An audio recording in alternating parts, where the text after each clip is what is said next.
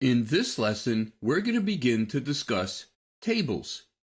If you'd like to follow along, go under the File menu to Open, and in the Sample Files folder, scroll down to a folder which is 1101, the basics of setting up tables. And inside of that folder, you're going to find a layout 1101, the basics of setting up tables, and just click Open. There are three very easy ways to create tables in InDesign. The first is pre-existing tabbed text. I'm just going to select that text and go under my Table menu to Convert Text to Table. And the Convert Text to Table dialog window opens up, and the column separators are going to be tabs.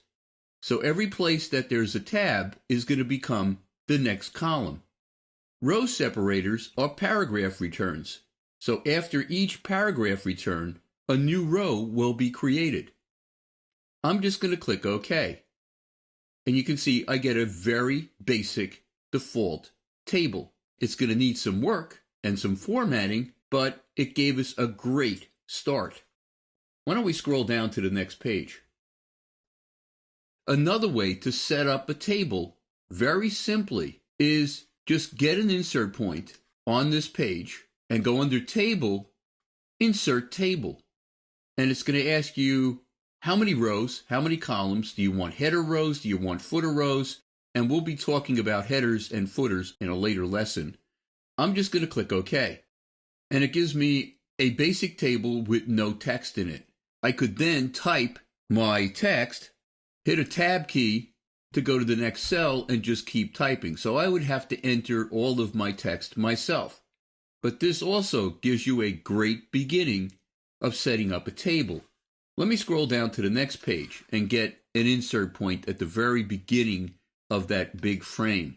Another way that you can create a table is actually to import an Excel file. The way you would do that is go under your File menu to Place.